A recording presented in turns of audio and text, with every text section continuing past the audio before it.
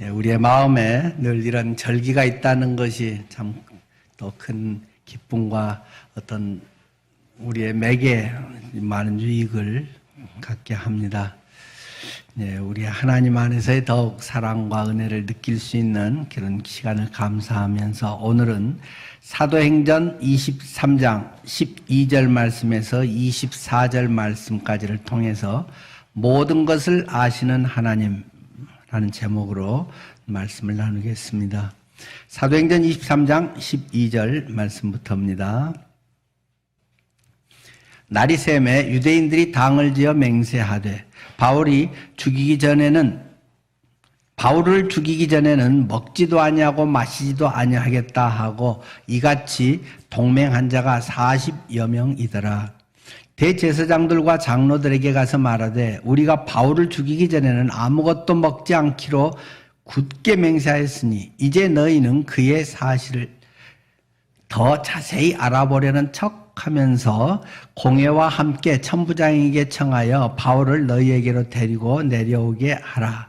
우리는 그가 가까이 오기 전에 죽이기로 준비하였노라 하더니 바울의 생질이 그들이 매복하여 있다 함을 듣고 와서 영내에 들어가 바울에게 알린지라. 바울이 한 백부장을 청하여 이르되 이 청년을 천부장에게로 인도하라. 그에게 무슨 할 말이 있다 하니 천부장에게로 데리고 가서 이르되 죄수 바울이 나를 불러 이 청년이 당신께 할 말이 있다 하여 데리고 가기를 청하더이다 하매 천부장이 그의 손을 잡고 물러가서 조용히 묻되 내게 할 말이 무엇이냐. 대답하되 유대인들이 공모하기를 그들이 바울에 대하여 더 자세한 것을 묻기 위함이라 하고 내일 그를 데리고 공회로 내려오기를 당신께 청하자 하였으니 당신은 그들의 청함을 따르지 마옵소서.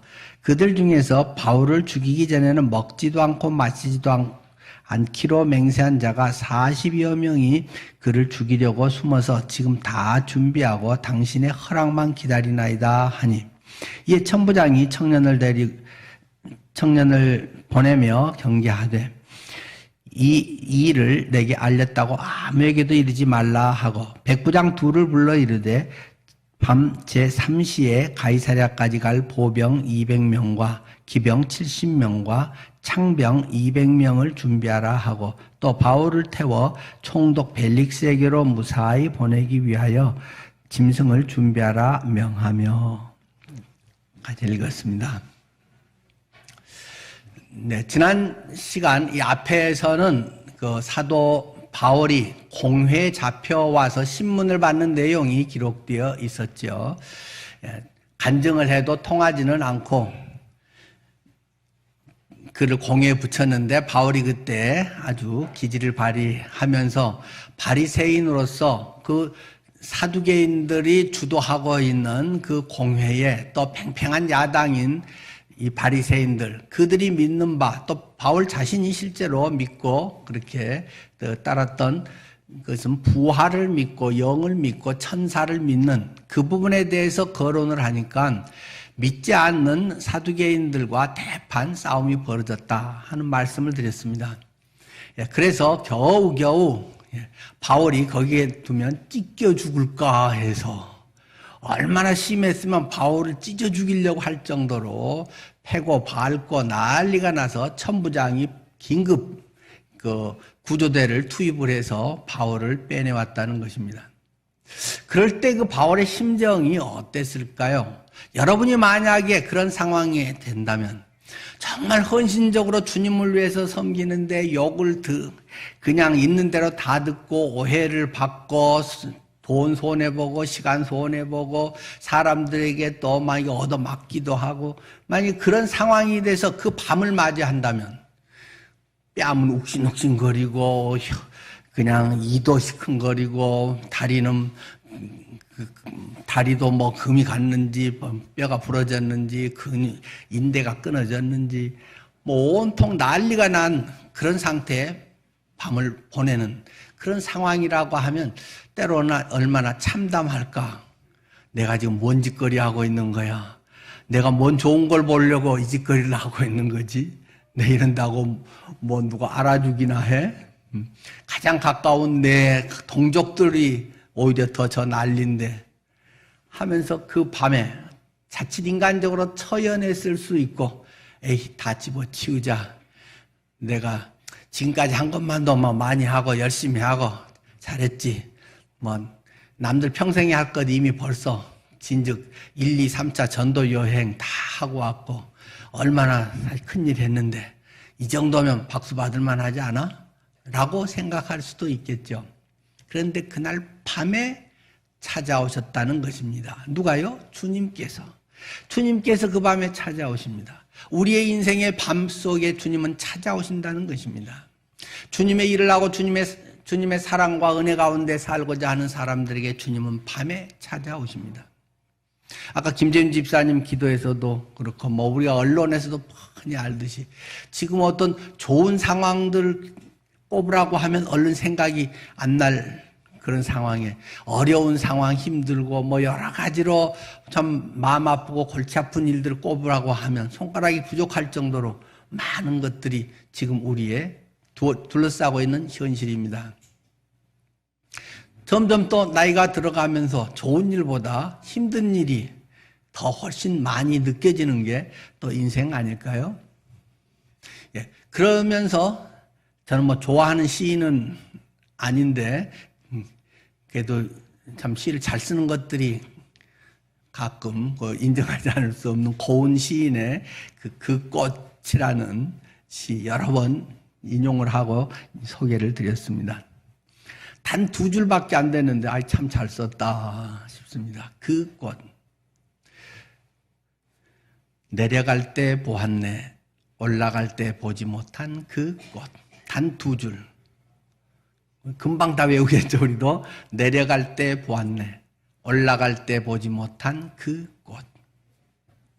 우리가 인생의 목표를 향해서, 성공을 향해서 뭔가를 잘하려고 사람들의 박수를 받고 뭔가 내 어떤 것을 펼치기 위해서 젊어서 열심히 정상을 향하여 저 오르고 저 높은 곳을 향하여 부지런히 갈 때는 다른 게 별로 배는 게 없습니다. 내 옆에 뒤처지고 있는 사람도 별로 잘 안 보이고 옆에 있었던 아름다운 꽃도 잘 안 보이고 그 자그마한 야생화가 이렇게 예쁘게 있었는지 미처 보지 못하고 몇 메타 남았냐 빨리 가야지 경사도가 얼마냐 그런 것만 보고 부지런히 인생의 목표를 향해서 달려갑니다. 정상에서 야호 하고 하면 이제 내리막길입니다. 내려오면서 이제 새롭게 보이는 것들을 많이 경험하게 됩니다. 간 길로 똑같이 내려오는데 꽃이 이렇게 많이 피어 있었나? 이런 꽃도 여기에 있었나? 여기서 내려다보는 전망이 이렇게 멋있었나? 새로운 것들이 눈에 보입니다. 그것이 우리 인생하고도 거의 비슷하지 않겠습니까? 젊어서의 건강하고 뭔가 할 수 있고 열심히 자신만만하게 살아가면서 목표에 이르고 나면 이게 전부인가? 이게 인생인가? 내가 이러자고 지금까지 살아왔나? 그러면서 한 걸음 한 걸음 내려오면서 보면 그 전에 그냥 무심결에 봤던 소소한 행복들이 느껴지기 시작하지 않습니까? 손자의 빵긋 웃는 그 웃음 하나가 내 자식 키울 때는 내가 미처 느끼지 못했던 그런 모습이 손주들의 기저귀 갈아채우면서 느끼기도 하고 다른 옆에 사람들의 눈에 하나씩 들어오기도 하고 아픈 친구 병문안을 가거나 문상을 가거나 그런 가운데서 우리 인생의 또 다른 면들을 보게 됩니다. 내 슬픔만 큰 슬픔이고 나만 어려움 당하는 것 같고 자기 속으로 동굴을 파고 막 들어가다가 주위가 하나씩 보이기 시작하고 야 나는 양반이네. 나는 너무나 행복한 거네. 이 정도로 내가 원망하면 정말 말이 안 되지. 그런 것을 문득문득 경험하게 되지 않습니까? 우리 인간의 지혜로도 그런 것들을 경험하게 됩니다마는 그러나 가장 큰 능력, 가장 큰 힘은 그 밤에 캄캄하고 앞날을 알 수 없는 그때 주님이 나타나신다는 것입니다. 주님이 빛이라는 것입니다. 주님이 빛을 비춰주십니다. 바울이 그 처참하게 얻어 터지면서 코피 흘리면서 그러한 가운데서 지금 끌려가가지고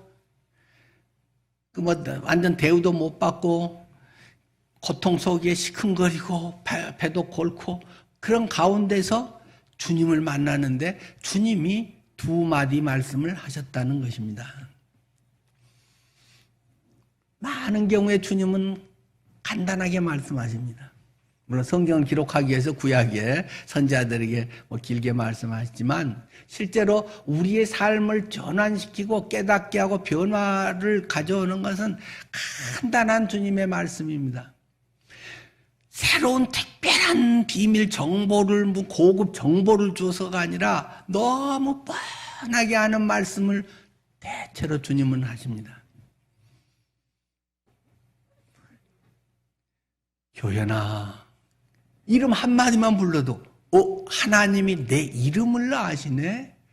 그냥 얘야 야 이렇게 부르지 않고 내 이름을 아시네. 선한 목자 또 목자는 양의 이름을 부른다라고 요한복음에 이야기하지 않습니까? 우리 각자의 이름을 부르시는 하나님. 우리의 삶에 너무 뻔한 그 흔하디 흔한 단어. 내가 널 사랑해. 내가 널 사랑한단다. 이 한마디 말이 우리의 인생에 얼마나 큰 능력이 되고 내 모든 것을 바꿔놓는지 모릅니다. 이 바울에게 주님은 두 마디 말씀을 하셨다고 기록하고 있습니다. 첫 번째 말씀은 뭡니까? 담대하라. 앞에 11절에 바로 앞에 기록되어 있죠. 담대하라. 지금 바울은 두렵다는 것입니다. 바울같이 위대한 사도가 뭐가 두려워? 인간을 모르는 사람입니다. 바울은 우리와 똑같다는 사실입니다. 바울도 두려워하고 잠 못 이루고 욱신욱신하고 아프고 불면증 오고 바울이 당한 고통은 이 고린도 서신에 기록된 것만도 막 잘잘잘잘 기록되어 있습니다. 우리가 안 겪은 그 고통, 질병보다 훨씬 많은 병을 종합병원처럼 앓고 다닌 사람이 바울이라는 것입니다. 남들은 손만 대고 기도하면 그렇게 온전해지고 팍팍 나은데 바울 자신은 자기 지병 하나 제대로 못 고친 게 무슨 사도냐라는 말을 들을 만큼 바울은 눈병이라고 여겨지는 안질병 하나 못 고쳐갖고 그냥 눈곱이 끼고 질질하고 눈 침침하고 그러니까 내가 큰 글자로 쓰노니 하면서 편지 마지막 서명처럼 바울이 큰 글자로 한두 구절을 적고 서신서에 그렇게 딱 써져 있잖아요. 내가 큰 글자로 적노니. 시력 나쁘다는 말입니다. 침침하기도 하고 안 보이기도 하고 일부 학자는 그 간질병이 있었다. 갑자기 이렇게 해서 막 거품을 흘리고 쓰러지고 막 능력의 하나님 설교를 하다가는 그냥 막 쓰러져 버리고 한다면 얼마나 막 본인이 민망하겠습니까? 그런 바울, 두려운 것입니다. 주님의 위대한 일꾼들도 똑같이 두려운 것입니다. 그냥 겁없이 죽으면 죽으리라, 숨겨, 이렇게 되는 게 아닙니다. 에스더의 죽으면 죽으리라는 얼마나 마음에 갈등, 고민을 하면서 믿음으로 주님을 바라보고 결단을 하고 그 잠 못 드는 밤들을 얼마나 세우면서 죽으면 죽으리라 하는 결단으로 왕에게 나가야지. 그렇게 해서 나가서 하나님의 일을 하는 것이지, 하나님의 일을 하는 건 누구는 선택받고 누구는 뭐 하니까 그냥 그 사람은 쉽고 별것도 아니고 그렇게 살아도 되고 그렇지 않다는 것입니다. 인간은 똑같습니다.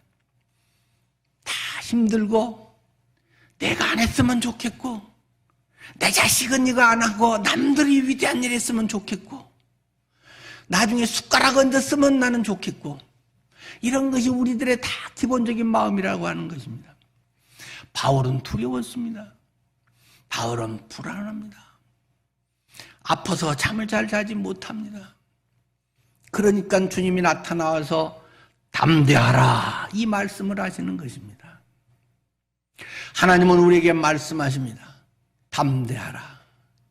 내년에 경제가 안 좋고 해마다 갈수록 건강이 안 좋고 자녀들의 그런 상황들이 썩 내 마음에 맞지 않을 수도 있고 우리 인생길에 많은 지뢰들이 얼마든지 놓여 있는 상황 속에 주님은 우리에게 말씀하십니다.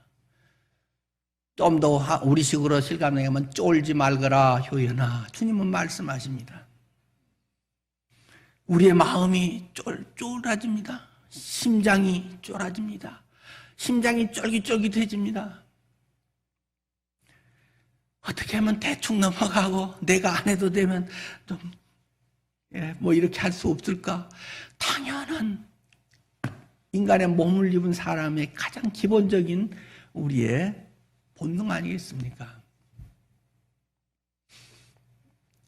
두 번째 주님의 말씀은 내가 로마에서도 증거해야 하리라. 너는 로마에 가서도 이 복음을 증거해야 한다. 이 말씀의 사명입니다. 사명이 없는 사람은 자기 하고 싶은 대로 삽니다. 좀 더 좋은 우리말로는 지멋대로 산다는 것입니다. 잠언에 있지 않습니까? 고상한 번역으로는 묵시가 없으면 백성이 방자히 행하거니와.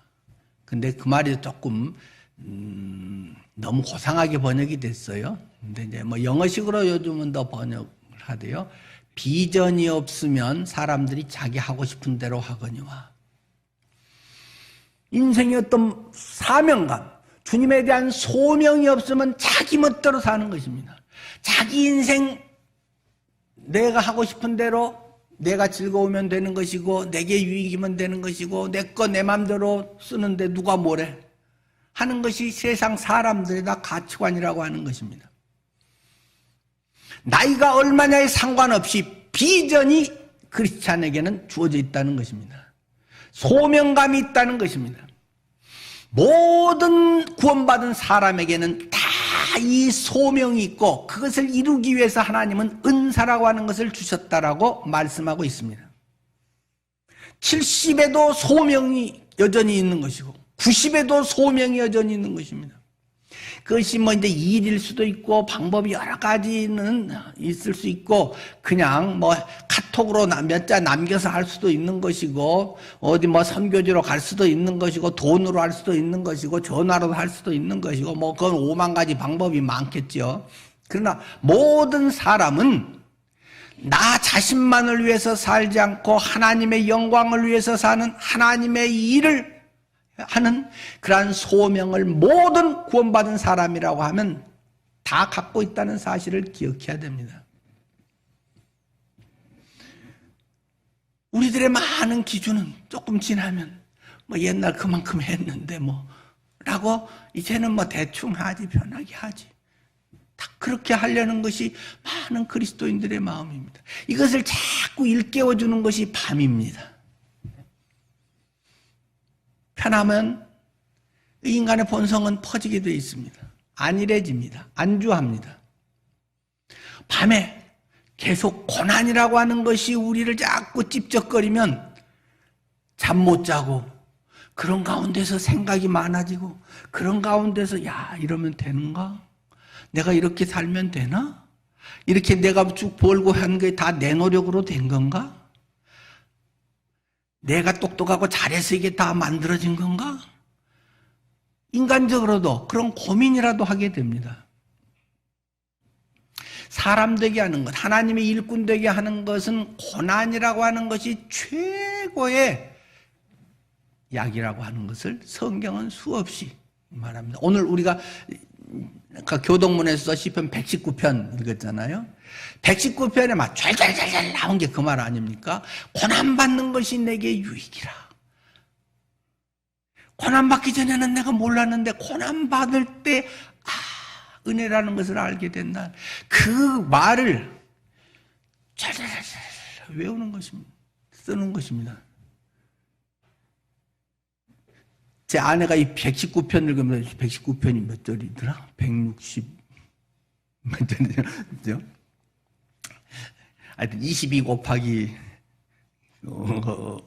얼마니까 히브리어 히브리어 알파벳 22개를 하나 7개씩인가요? 하여튼 그렇게 해서 그 딱딱 맞춰서 그 알파벳으로 기역 뭐 이런 식으로 해서 끝까지 만들어낸 참 기가 막힌 시죠. 번역은 전혀 그런 맛을 낼 수가 없지만 그것을 제 아내가 다 외우면서 다른 뭐 야고보서 전체 외우는 것보다 그거 외우는 게 더 힘들다고 해요. 뭐 고난 뭐 비슷한 용어, 말씀, 율례, 규례 뭐 이런 것들 그 번역된 것들이 참 외우기 어려웠는데 아주 그 외우고 유익했다고 그런 말을 자주 하는 걸 듣습니다. 한마디로 고난입니다. 고난 받는 것이 내게 큰 이익이다. 고난 받으니까 철들었다 그런 말입니다. 여러분의 삶에 밤이 오는 것을 너무 두려워하지 마십시오. 왜요? 주님이 함께 하시니까요. 그 밤에 주님이 찾아오시니까요. 여러분이 고난이 있을수록 내 인생은 왜 꼴이냐, 예수 믿으니까 더 힘든 거 아니냐, 예수 믿으면 쉽게 가야 되는 거 아니냐, 주님의 능력으로 이런 거 좀 착착착 치워지고 나는 그냥 편하게 가는 게 예수 믿는 맛 아니냐라고 할지 모르지만 새신자들의 이야기 수준입니다. 곧 단계가 조금만 올라가면 고난이라고 하는 것이 여러 모양으로 우리에게는 다가오게 돼 있습니다. 그래야 주님을 찾게 돼 있습니다. 주님의 놀라운 것을 그래야 발견하게 돼 있습니다. 성경의 말씀이 그냥 지나가치던 것이 그것이 실감나게 내 영혼 속에 짜릿짜릿하게 다가옵니다. 시편을 읽으면서 좋은 말이구나, 멋있게 했구나. 저는 한동안은 시편을 읽으면서 얼마나 눈물을 흘리고 울먹이면서 시편을 읽었는지 모릅니다. 한 구절 한 구절에 그런 다윗의 탄식 이런 것이 얼마나 가슴을 저리게 하고 그 다윗의 심정과 또는 뭐 나의 여러 가지들이 또 뭐 오버랩돼서 그런 것도 있겠고 그 시편이 이 멋있는 시, 아름다운 시 뭐 이런 게 아니라 내 가슴을 그렇게 점여옵니다. 그냥은 성경을 읽어도 공부가 됩니다. 성경을 읽어도 공부가 되고, 이렇구나, 저렇구나, 하고, 이게 원어가 어떻고, 이런 뜻, 깊은 뜻이 있네. 한데, 고난 중에 성경을 읽으면 그것이 꿈틀꿈틀합니다. 내 영혼을 막 강탈을 합니다. 새롭게 합니다. 이런 말이 성경에 있었나? 새롭게 눈에 다가오게 되어 있습니다. 배가 부르면 아무것도 안 보입니다. 재미없습니다. 성경은 뻔한 다 아는 소리입니다. 스토리만 눈앞에 훑어 지나갈 뿐입니다. 한마디가 내 영혼을 강타하는 빛으로 화살처럼 꽂히는 것이 없습니다. 이것은 경험되어지는 것입니다. 그런 점에서는 살만한 게 어떠면 저줄지도 모릅니다. 사실 복은 복이죠. 그러고 다 그렇게 됐으면 정말 좋겠고 저도 우리 성도들이 그러기를 기도합니다. 그러나 별로 잘 돼서 배우는 거는 별로 없습니다. 그냥 감사합니다. 할렐루야. 주께서 채우셨습니다. 주께서 선한 자를 복되게 인도하셨습니다. 뭐 이런 정도밖에 안 되지. 그래도 뭘 깨우고 뭔 내 속의 삶의 지표가 뭐가 확정이 되고 하나님 앞에 내가 어떻게 돈을 쓰고 어떻게 살아야 하고 내 인생의 목표를 향해 내가 어떻게 나아가야 할지 그런 것에 대해서는 별 생각을 안 하게 됩니다. 그냥 감사합니다.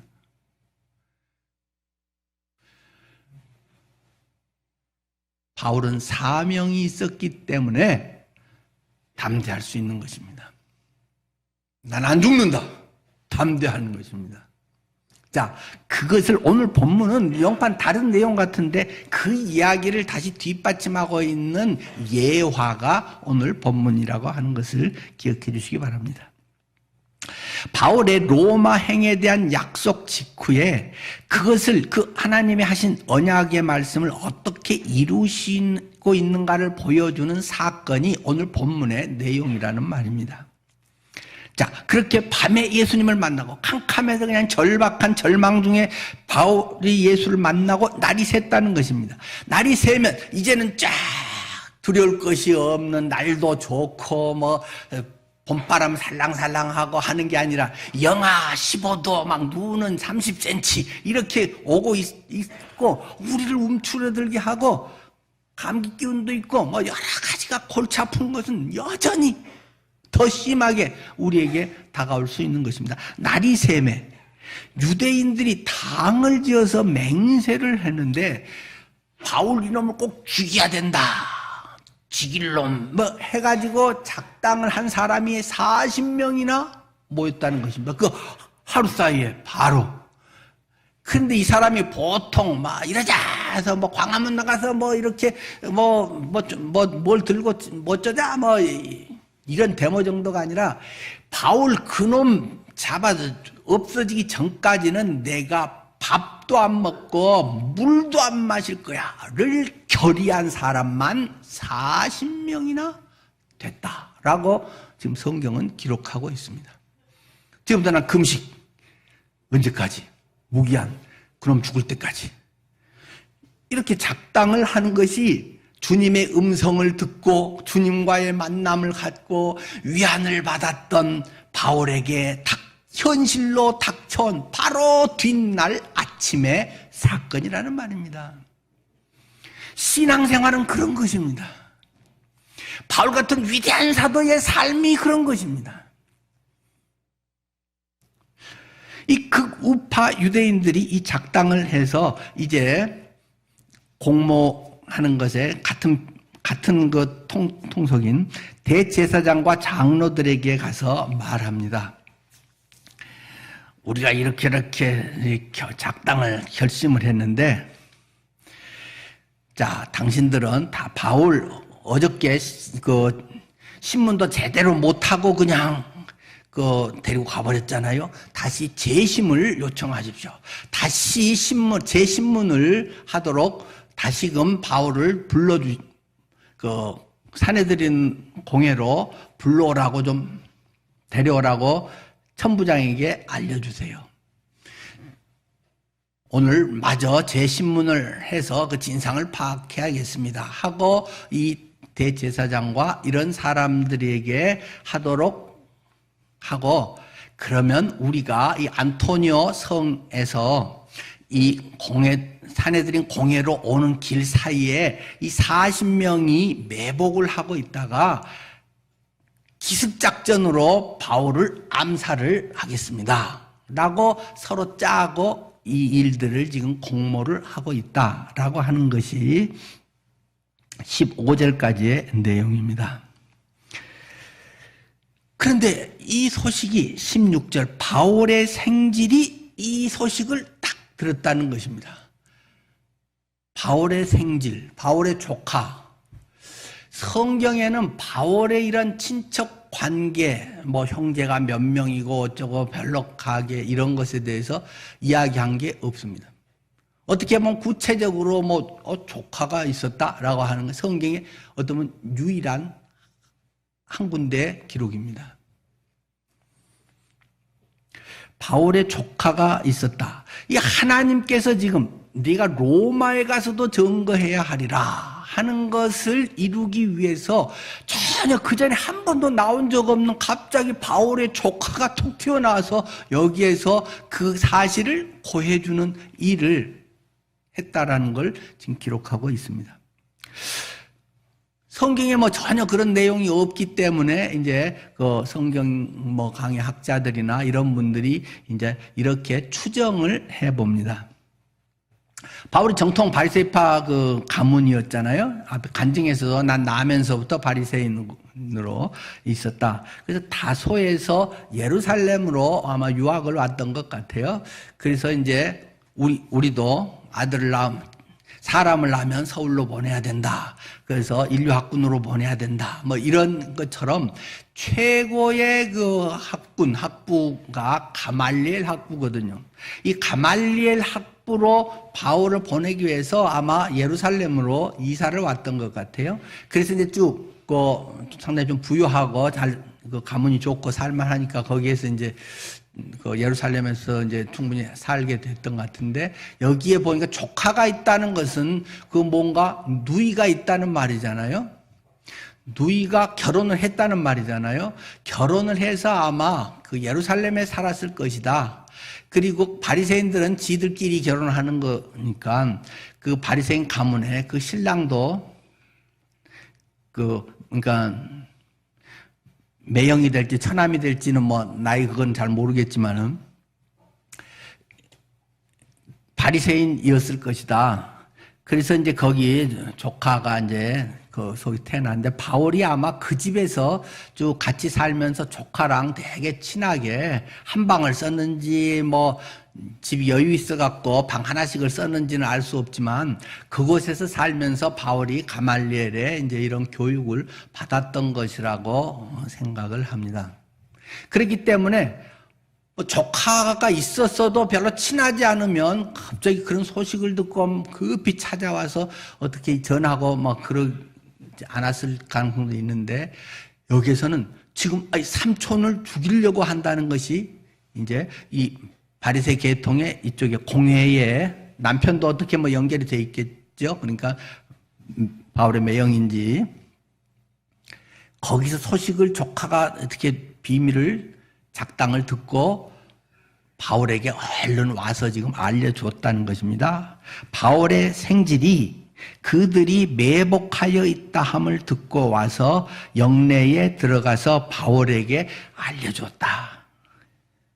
그러니까 바울이 가만히 듣고 있다가 백부장에게 우리 조카 저 천부장에게 좀 데리고 가서 이 사실을 잘 좀 들어보시고 조처를 좀 해 주십시오.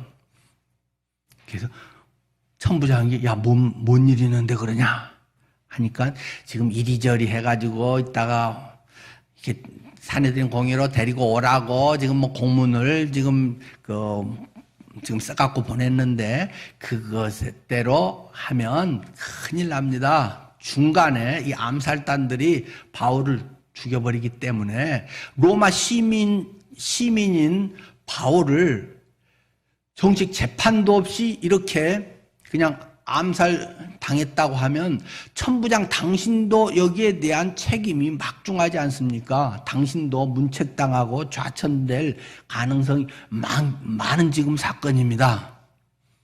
천부장은 처음부터 계속 개입해서 직접 현장에서 데리고 오고 했기 때문에 거기 최종 지금 책임자란 말입니다. 그러니까 그러면 큰일 나지, 안 되지 해서 급히 그날 밤에 다시 밤에서 밤으로 이어져서 빨리 가이사랴로 빨리 이송을 해라 하면서 그 작전에 말려들지 않게 되었다는 것입니다. 근데 하나님께서 첫 번째로 제가 말씀드리려고 하는 것은 우리가 하나님 몰래 할 수 있는 것은 아무것도 없다는 사실입니다. 이 뻔한 소리를 모르는 사람이 어디 있겠습니까? 하나님은 우리의 모든 것을 아십니다. 여러분의 속을 다 아십니다. 여러분의 후를 다 아십니다. 뭐 이런 설교를 수십 번 했고 모르는 사람이 있겠습니까? 그런데 현실에는 별로 그렇게 생각하는 사람이 많을까? 라는 생각을 들게 합니다. 하나님이 다 안다고 하면서 말하는 것과 속의 생각이 다른 경우가 많잖아요. 말은 아예 하고 뭐 어떤 부득이 마우탕 같으면 속에서는 귀찮아서 핑계로 막 갖다 둘러붙이기도 하고 막 우리의 겉모습과 속 내용은 하나님은 둘 다 이렇게 보고 계신데 영 다른 경우가 있잖아요. 제가 아주 고상한 말로 그것을 쇼한다라고 표현을 자주 합니다. 보여주기. 여기서는 그 신앙인이 척하고 주님을 위해서 하고 뭐 이렇게 하지만 주님을 위해서 시간 쓰지 않아. 주님을 위해서 어떤 책임 있는 일은 별로 하고 싶지 않아. 세상 돈 버는 거는 열심히 해도 헌금하고 싶지 않아. 뭐 우리 교회 같은 경우는 얼마나 좋아요. 이름도 안 쓰지 뭐 내가 헌금하는지 못하는 안 하는지 뭐 해도 뭐 믿음 좋은 척 얼마든지 쇼하기 좋은 교회가 우리 교회 같은 데죠 뭐.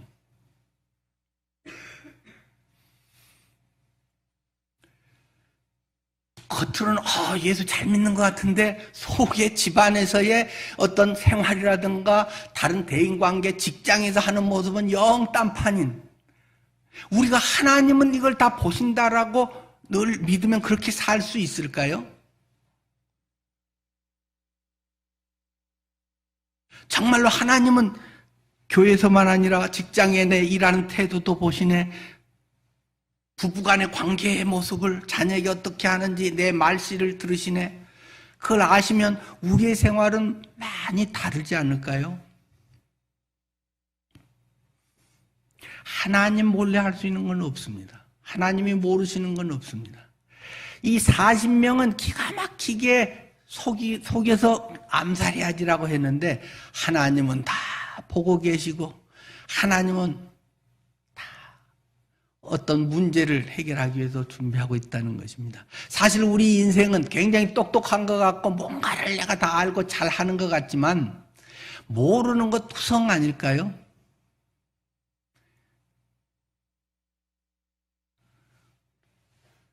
야, 즐거운 날이다. 모처럼 코로나 풀려서 야, 이럴 때라도 한번 즐겁게 이번 마음 놓고 한번 친구들이랑 해봐야지. 갑자기 장례 소식이 그 가정의 먹구름으로 다가올 수도 있습니다. 젊어서 내가 지금까지 열심히 일하고 지금까지 참 성실하게 살고 잘 일했으니까 이제 나한테 상 줘도 돼 하면서 뭐처럼 맛있게 잘 먹고 그러다가 요즘 좀 피곤하네. 어제 코피도 자주 나. 좀 힘이 나이 들었나. 간암 3기인데요.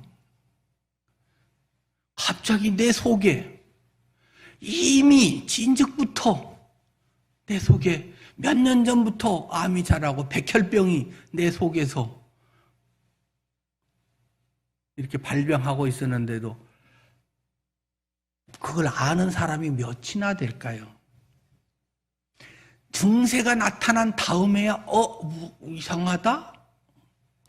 대부분 이런 거 아니겠습니까? 많은 경우 증세를 안 때는 이미 좀 늦은 경우다라는 것들도 뭐 의학에서는 흔히 하는 말 아닙니까? 나가다가 무슨 교통사고가 10분 후에 일어날는지 그걸 어떻게 누가 알겠습니까? 그런데 어떻게 보면 이 시한폭탄, 이 지뢰가 곳곳이 매설되어 있는 이곳을 하나님께서 쏙쏙 빠져나가서 지금까지 그래도 나를 이렇게 지켜주신 건 아닐까요? 바울 같은 대사도라고 해서 미래가 뭐 천리안, 투시안이 돼서 싹 알고 바울은 전혀 깜깜 모르고 있었다는 것입니다. 바울 자기가 지금 곧 그쪽으로 가게 되면 죽게 될 것은 전혀 생판 모르고 그냥 하나님 만났어. 사실 바울은 그러고만 있은 감격 속에 있었겠죠. 조카가 전해준 소식은 그를 엄청 두렵게 하는 소식들입니다. 우리 인생은 그런 겁니다. 무슨 일이 날는지 내 주변에 여러 가지 위기 상황들이 있는데 다만 내가 아직 모른다는 것뿐입니다. 지금 막 차다, 지금 막 사야 된다, 갑자기 막 뛰어오르니까 특히 어려운 사람들이, 젊은 사람들이 영혼까지 끌어서 막 집을 사놨는데 그냥 뭐 어떻게 된 건지는 뭐 설명하기도 어려운 집값이 막 뚝뚝뚝 떨어진다는 것입니다. 금리가 막 이렇게 올라간다는 것입니다. 우리 문제만이 아니라 세계가 난리가 난, 세계 금리가 올라가니까 막 미국 더 올린 걸 그나마 안 올리면 우리나라 돈들이 막 다 또 외국에 빠져나가니까 우리도, 미국은 자이언트 스텝으로 가는 데서 우리는 그나마 빅 스텝으로 뭐 이렇게 가고 있다는 것입니다. 내가 투자해서 지금 이건 내 재산이다 라고 했는데 그게 막 한순간에 널뛰기를 하고 있습니다. 내가 보장됐다고 생각하는 것, 그것이 정말로 안전하고 보장된 건가? 뭐 한두 가지 문제만이 아니라 5만 가지 것들이 복합적으로 얽혀있는 문제, 또는 뭐 누가 잘못이라기보다도 막 세계 기후 변화, 난리의 막 지진의 이런 현상들, 이변의 현상들, 이런 것들은 뭐 누구를 탓할 수도 없고, 뭐 이산화탄소 줄입시다, 뭐 2도 올라가면 안 됩니다, 뭐 이런 이야기 정도밖에 안 하지만, 거기에 대해서 일어나고 있는 이러한 엄청난 재난의 상황들을 해결할 길이 없습니다. 우리 인생이라고 하는 것은 내 힘으로 대단한 일을 할 수 있는 부분도 분명히 있지만, 우리가 할 수 없는, 손 놓고 봐야만 하는 것은 훨씬 많습니다. 주님께서 도우시고 주님께서 인도해야 되는 것이 너무 많습니다. 그러고 보면 내가 좀 잘한다고 우쭐하고 우월감 가질 것도 없고, 뭐가 좀 안 됐다고 해서 열등감 가질 것도 없습니다. 남들은 저렇게라도 집을 사고 뭐 하는데 나는 뭐 집도 못 사고, 근데 지금 보니까 집 안 사고 가만히 있었던 게, 야, 너무 잘했어 라고 할 수도 있는 것입니다. 열심히 머리 써서 막 투자해 놨더니 막 주가가 뚝뚝뚝 떨어집니다. 가만히 그냥 이자도 별로 없는 일반 저금 통장이라도 그냥 가만히 놔둘 걸, 이런 생각이 들 때도 있습니다. 우리의 기준, 이런 것은 너무나 상대적입니다. 내가 잘 알고 전문가라고 할수록 그런 허당에 빠질 가능성은 훨씬 큽니다. 모르면 가만히라도 있는데, 한다고 하는 게 오히려 죽을 길로 자기가 찾아 들어가는 경우가 더 많습니다. 그러나 하나님께서는 모든 것을 아시고 필요한 대로, 성경에 한 번도 등장하지 않은 조카가 여기서 갑자기 튀어나올 일이 뭡니까? 하나님은 네가 로마에서도 증거해야 하리라, 이 말씀을 이루기 위해서 조카도 등장시키고 5만 가지 사람들을 다, 여건과 사람들을 등장시키고 있는 걸 보게 됩니다. 그래서 바울의 이야기뿐입니까? 내 인생에도 동일하지 않겠습니까? 내 인생에도 어떤 낙심되고 절망 가운데 아무 대책이 없고 무능하고 어떻게 해야 될지 손 놓고 있을 때, 하나님께서는 이미 내 앞을 아시고 도울 손길을 예비하시고 만날 만한 사람을 만나게 하시고, 하나님께서 뜻밖의 내 인생의 새로운 전환점을 만들 수 있는, 얼마든지 있다는 사실을 기억하십시오. 믿음의 사람들을 향한 하나님의 그 손길과 놀라운 은혜, 단지 그러나 내가 조금 편하고 잘 살게 하기 위해서가 아니라 하나님의 소명의 일들을 이루게 하기 위해서 이러한 일들을 우리 삶 가운데 허락하신다는 것입니다.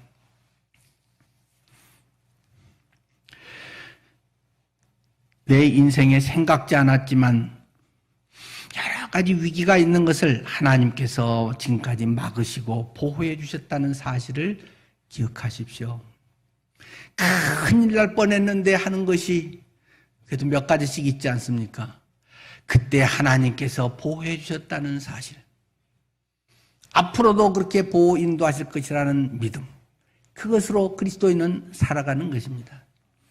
내가 준비됐고 뭐 했다고 할 것은 아무것도 없습니다. 1분 사이에 얼마든지 그것들을 다 사그라져 볼 수 있는 것입니다.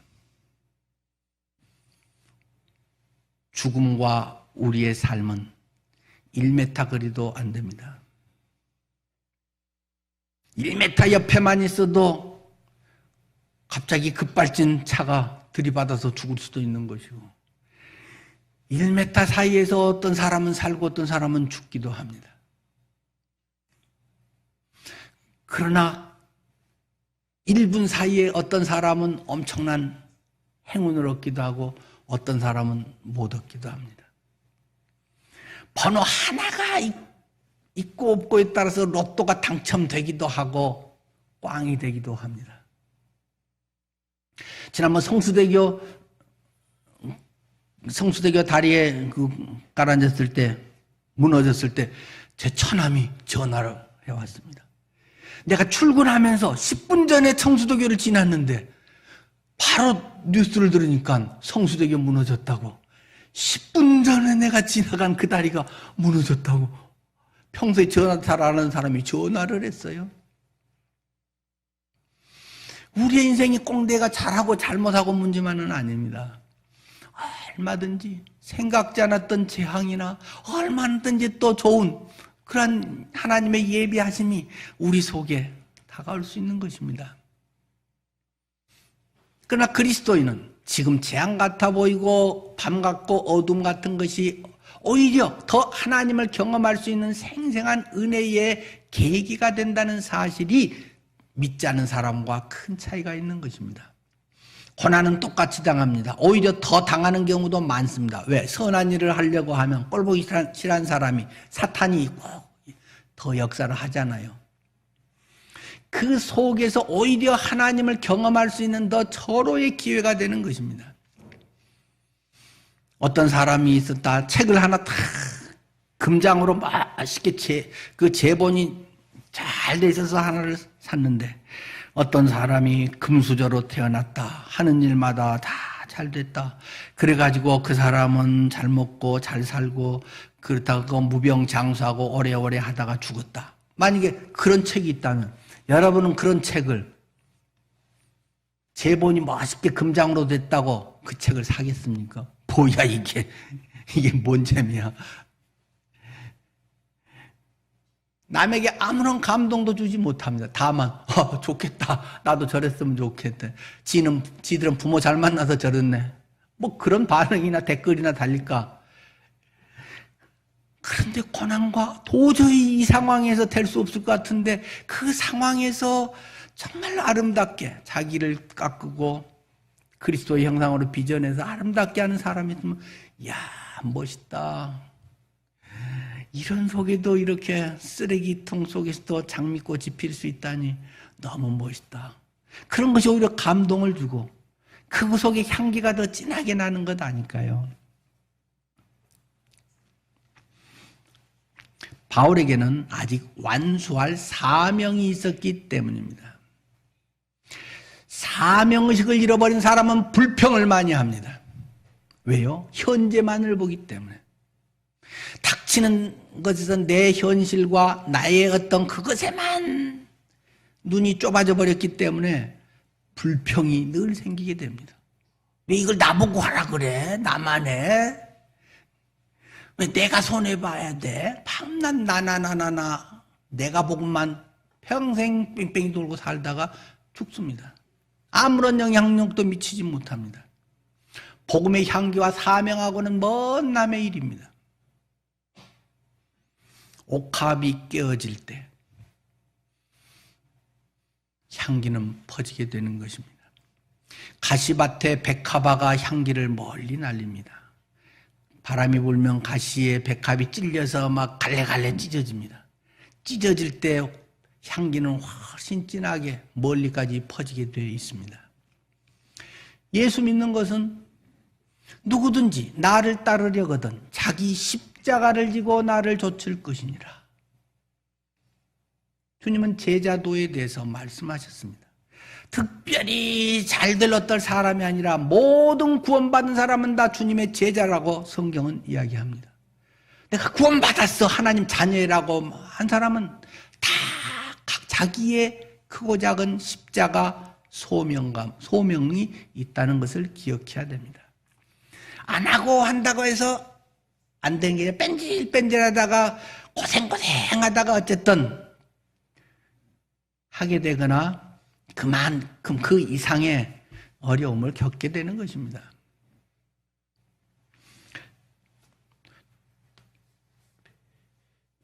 바울이 이런 암살 소식에 흔들리지 않을 수 있었던 것은 주님의 음성을 들었기 때문입니다.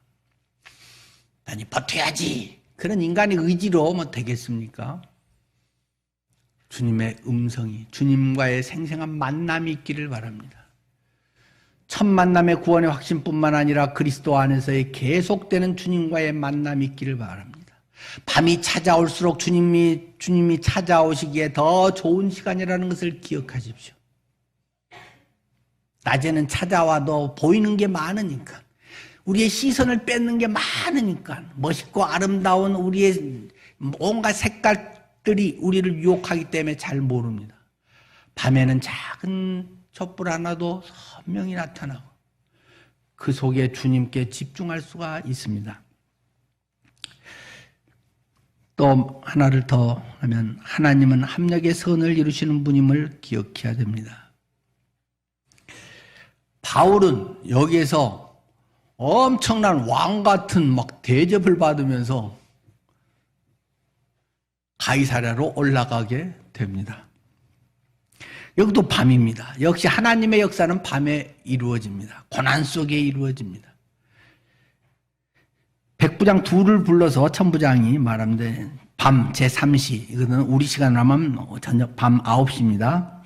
밤 9시에 가이사랴까지 갈 군인들을 대기를 시켜라. 근데 보병이 걸어서 하는 사람이 200명, 기병, 말 타고 호위하는 사람이 70명, 창병, 창을 들고 옆에서 호위하는 사람이 200명, 470명을, 바울 한 명을 호송하는데 이 정규군 내 로마 군인들이 470명을 동원해서 가는데, 바울을 질질 끌려가니라고 아니라 무사히 보내기 위하여 짐승을 준비하라 명하여 말을 준비해서 바울은 말에 태워서 이 470명이 완전히 에워싸고 호위를 해서 지금 벨릭스 총독이 있는 가이사랴까지 모시고 갔다라는 것입니다.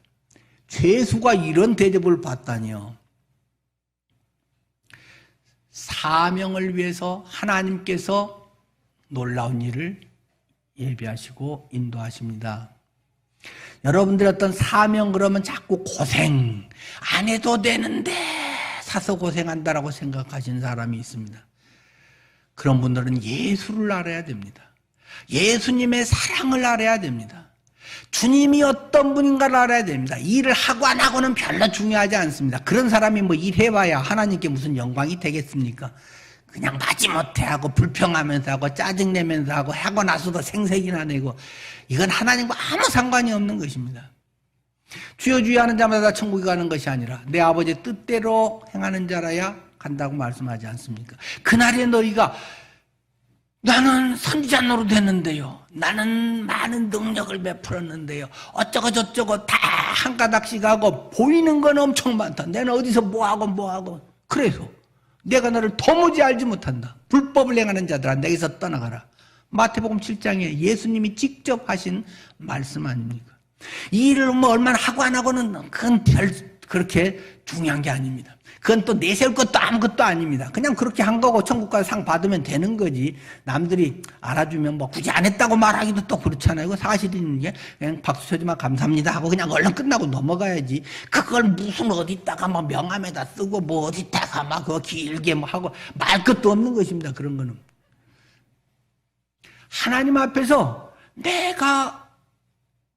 내게 맡겨주신 것을 그냥 묵묵히 내가 할 수 있는 최선으로 그냥 지혜롭게 그걸 하고 끝나면 주님 앞에 가는 것이 우리 그리스도인들의 삶이고, 그 나를 위해서 십자가에서 그렇게 죽으셔서 그 모든 것을 쏟아부어서 이루신 주님에 대한 당연한 나의 반응일 뿐입니다.